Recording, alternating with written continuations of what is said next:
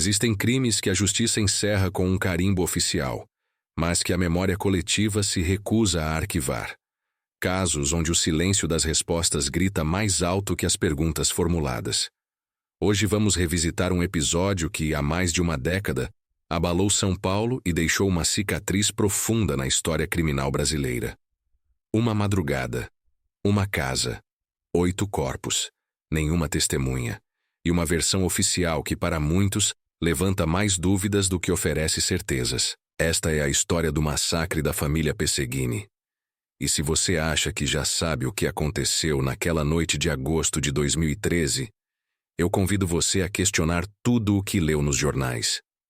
Porque quanto mais fundo mergulhamos nos detalhes deste caso, mais percebemos que as respostas fáceis podem estar escondendo uma verdade muito mais perturbadora. 5 de agosto de 2013. Zona Norte de São Paulo. Uma manhã aparentemente comum em um bairro residencial tranquilo. Mas dentro de uma casa específica, uma cena que desafiaria qualquer investigador com décadas de experiência. 8 pessoas mortas. Todas vitimadas por disparos de arma de fogo. Todos os corpos encontrados em diferentes cômodos da residência. E aqui está o primeiro detalhe que deve chamar sua atenção. Não havia sinais de arrombamento. Nenhum. As portas estavam trancadas por dentro. As janelas intactas. Nada indicava que alguém de fora tivesse invadido aquela casa. Para entender a magnitude do que aconteceu, precisamos conhecer quem eram essas pessoas. Luiz Marcelo Pesseguini tinha 40 anos e carregava nas costas uma carreira sólida como sargento da Polícia Militar de São Paulo. Não era um policial qualquer. Ele integrava a Rota, o grupo de operações táticas especiais, considerado uma das forças mais bem treinadas e preparadas da corporação. Eram homens acostumados ao perigo, treinados para reagir em milésimos de segundo diante de ameaças letais. Profissionais que dormem com um nível de alerta que civis comuns nem conseguem imaginar. Os colegas o descreviam como disciplinado, técnico, reservado. Não era o tipo de pessoa que chamava a atenção por comportamentos erráticos. Sua rotina era rígida, militar no sentido mais literal da palavra. E esse detalhe vai se tornar crucial quando começarmos a questionar a versão oficial dos fatos. Andréa Regina Pesseguini, sua esposa, tinha 36 anos. Era professora, dedicada ao trabalho e à família. Cuidava da administração da casa e da criação do filho único do casal. Pelos relatos de quem a conhecia, era uma mulher comum, com uma vida comum, sem envolvimentos suspeitos ou conflitos conhecidos. E então temos Marcelo Eduardo Berto Pesseguini, 13 anos. E aqui a história começa a ficar ainda mais sombria. Marcelo não era um adolescente comum. Testes de inteligência apontavam um quociente acima da média, muito acima. Seus professores o descreviam como introspectivo, silencioso, pouco integrado socialmente. Mas não havia registros de comportamento violento. Nenhuma ocorrência disciplinar grave. Nenhum histórico que pudesse prever o que, segundo a polícia, ele teria sido capaz de fazer. Além do casal e do filho, havia outros familiares pernoitando na casa naquela noite específica. 5 pessoas a mais. Todos mortos. Todos encontrados nas primeiras horas daquela segunda-feira de agosto. Agora preste atenção neste detalhe. A família apresentava externamente todos os sinais de estabilidade. Renda fixa, casa própria, rotina previsível. Não havia registros públicos de conflitos domésticos graves. Nenhum vizinho relatava gritos ou discussões frequentes. Nenhum histórico de violência intrafamiliar documentado. Era, por todos os indicadores externos, uma família funcional. Então o que aconteceu naquela madrugada? A cena encontrada pelos primeiros policiais que chegaram ao local era perturbadora em sua organização. Não havia sinais de luta generalizada. Não havia móveis quebrados, objetos espalhados, marcas de resistência violenta. Algumas vítimas foram atingidas enquanto dormiam, em suas camas, sem sequer ter tido tempo de acordar completamente. Outras foram encontradas em posições que sugeriam total ausência de reação defensiva. A arma utilizada era registrada em nome do sargento Luiz Marcelo. Uma pistola que ele, como policial militar, tinha autorização para manter em casa. E aqui entra outro elemento fundamental. Um policial treinado pela rota, acostumado a dormir em alerta máximo, não reagiu. Não há evidências de que ele tenha tentado alcançar a arma, enfrentar o agressor ou sequer sair da cama para defender sua família. Isso faz sentido para você? A Polícia Civil responsável pela investigação chegou rapidamente a uma conclusão. Segundo o laudo oficial, Marcelo, o filho de 13 anos, teria acessado a arma do pai durante a madrugada, executado 7 familiares em diferentes cômodos da casa e depois cometido suicídio. O inquérito foi encerrado. Caso solucionado. Nenhum suspeito externo. Nenhuma linha de investigação alternativa explorada publicamente. Do ponto de vista jurídico, o episódio foi considerado resolvido. Mas do ponto de vista humano, racional, investigativo, bem, aí as coisas começam a desmoronar. Vamos pensar juntos. Um adolescente de 13 anos, sem histórico de violência, sem treinamento militar, sem experiência com armas de fogo, teria conseguido executar 7 pessoas em uma mesma casa, incluindo um policial de operações especiais, sem que nenhuma delas esboçasse resistência significativa, sem que houvesse gritos que acordassem os vizinhos, sem que a confusão, o pânico, o desespero deixassem marcas visíveis na cena do crime. E mais, como explicar que o pai, treinado para reagir instantaneamente a ameaças, não tenha feito absolutamente nada? Como um homem que passava seus dias enfrentando situações de risco extremo, teria sido morto em sua própria cama, sem levantar sequer uma mão para se defender. As análises de resíduos de pólvora nas mãos de Marcelo apresentaram resultados que peritos independentes consideraram inconsistentes. Os padrões de distribuição não batiam completamente com a hipótese de múltiplos disparos efetuados pela mesma pessoa em sequência. Mas esse detalhe técnico foi considerado insuficiente para questionar a conclusão oficial. A dinâmica dos tiros também foi amplamente questionada. Especialistas em balística e psicologia forense levantaram dúvidas sobre a plausibilidade física e psicológica de um adolescente conseguir executar aquela sequência de ações sem cometer erros, sem deixar rastros de hesitação, sem demonstrar a desordem típica de um crime passional ou impulsivo. E tem mais. Os sistemas de monitoramento por câmeras da região apresentaram falhas naquela madrugada específica. Alguns moradores relataram ter ouvido movimentações e ruídos que não se encaixavam perfeitamente na cronologia estabelecida pela investigação oficial.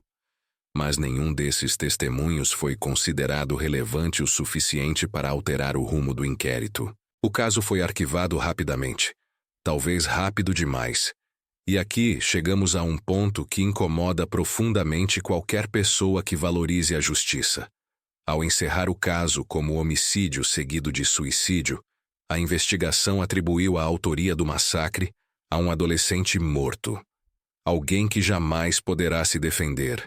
Jamais poderá ser submetido à avaliação psicológica aprofundada. Jamais poderá ter sua versão dos fatos ouvida. Não houve julgamento. Não houve produção probatória completa em tribunal. Não houve reconstituição dos fatos com acompanhamento independente. A narrativa oficial se tornou a única reconhecida legalmente, e qualquer questionamento passou a ser tratado como teoria conspiratória ou negação da realidade. Mas será mesmo? Quando um caso criminal é encerrado oficialmente, existe uma tendência natural de aceitarmos a versão apresentada pelas autoridades. Afinal, foram eles que tiveram acesso à cena do crime, aos laudos periciais, às evidências físicas. Mas e quando a própria investigação levanta mais perguntas do que respostas? E quando profissionais experientes, peritos independentes e até familiares das vítimas começam a apontar falhas graves no processo? Será que ainda podemos chamar isso de teoria da conspiração? Ou estamos diante de um genuíno erro investigativo que pode ter enterrado a verdade junto com as vítimas? Vamos retomar de onde paramos. 8 pessoas mortas. Uma casa sem sinais de invasão. Um policial de elite que não reagiu. E um adolescente de 13 anos apontado como o autor de um dos massacres mais eficientes e frios da história criminal recente de São Paulo. A versão oficial pede que acreditemos nisso, mas existem pessoas que se recusam a aceitar essa narrativa, e elas têm argumentos que merecem ser ouvidos.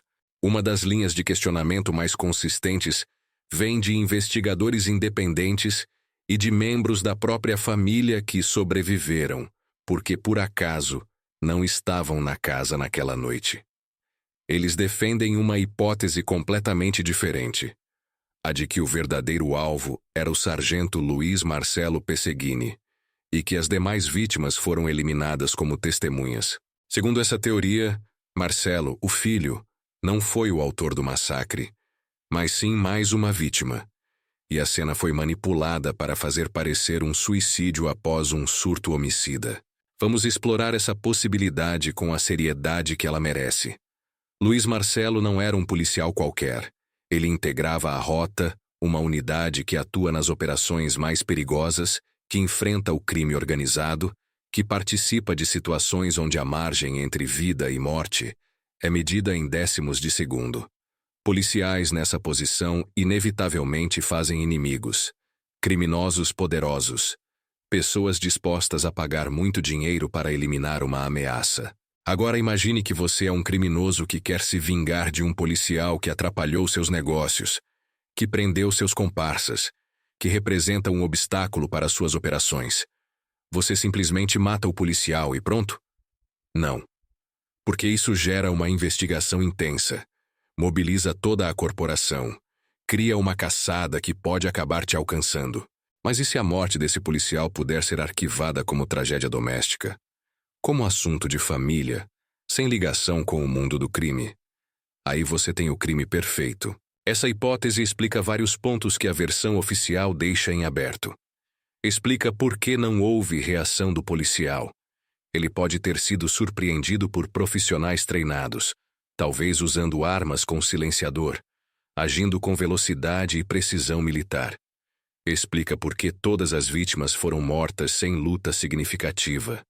Por que não foram mortas por um adolescente confuso e emocionalmente abalado, mas sim por executores experientes que sabiam exatamente o que estavam fazendo.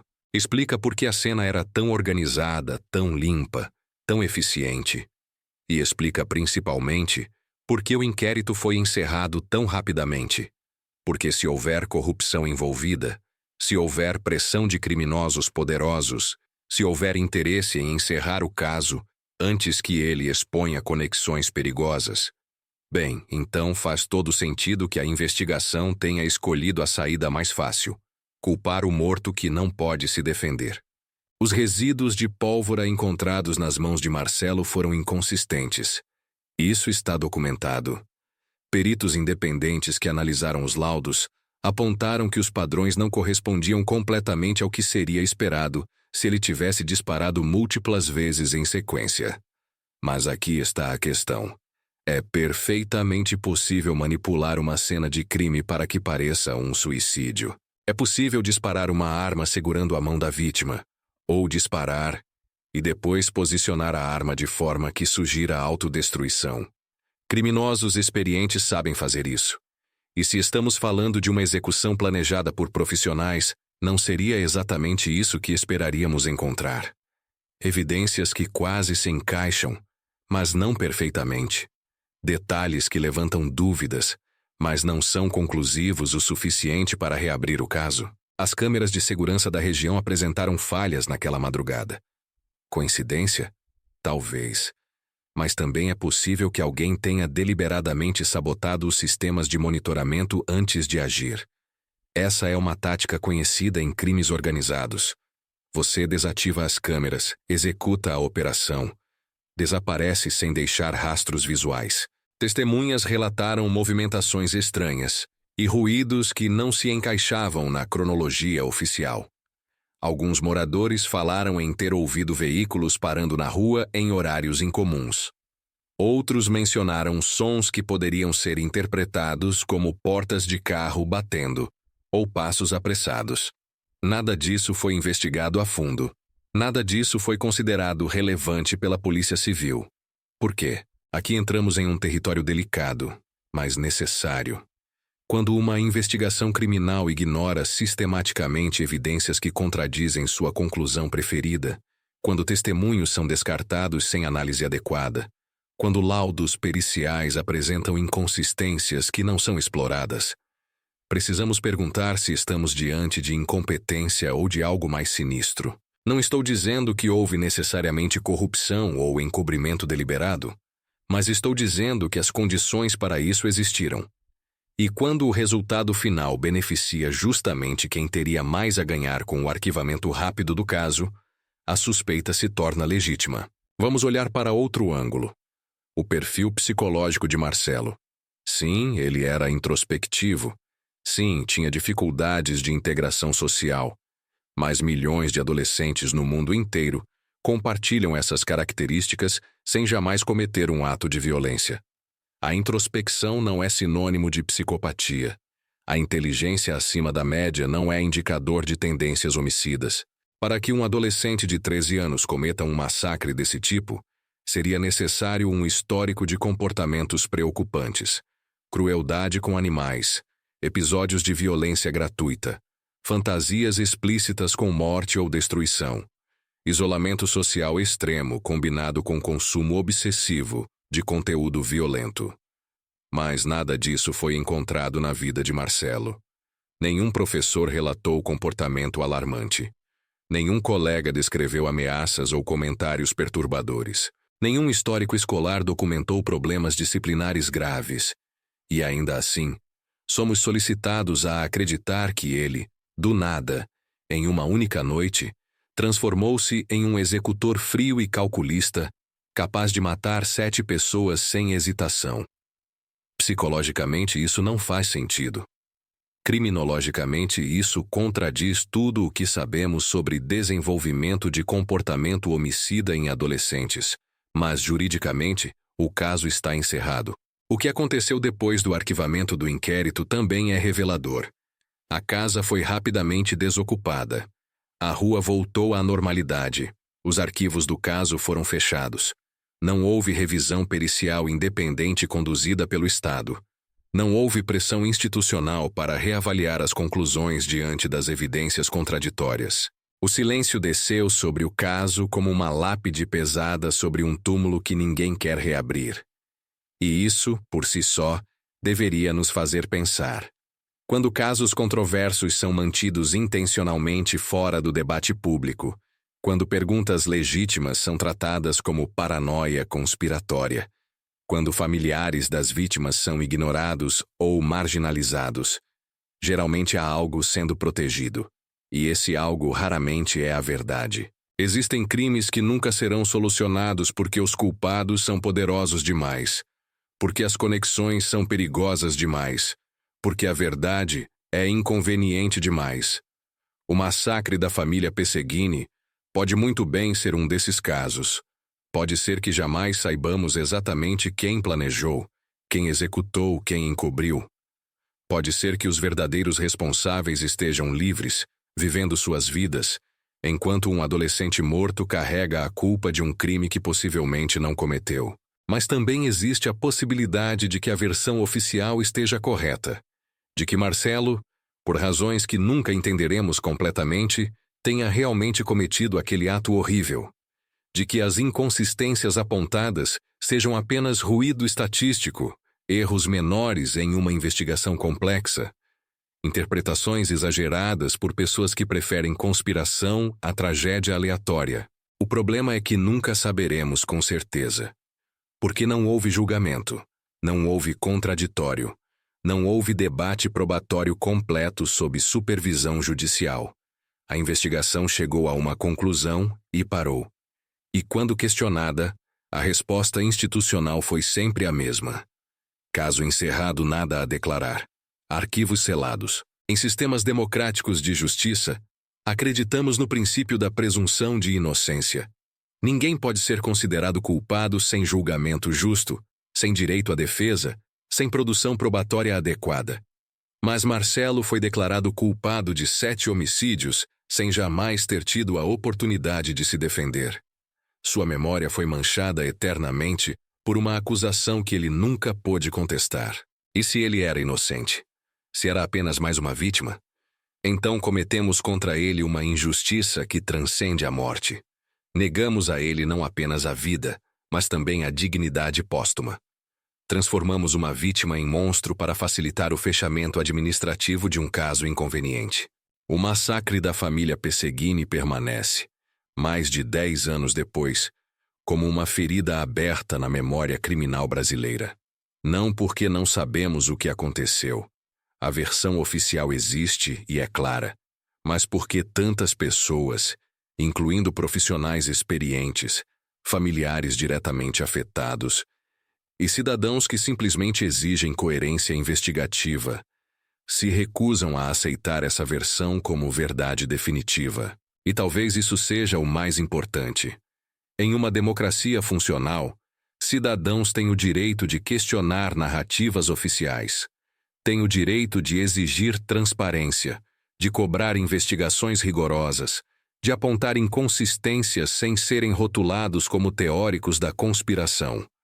Porque a alternativa é aceitar passivamente tudo o que nos é dito, confiar cegamente em instituições que são, afinal, compostas por seres humanos falíveis e às vezes corruptíveis.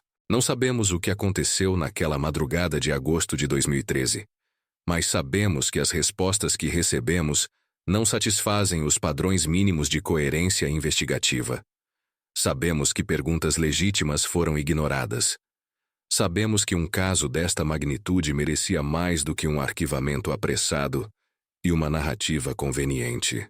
A verdade jurídica e a verdade histórica nem sempre coincidem.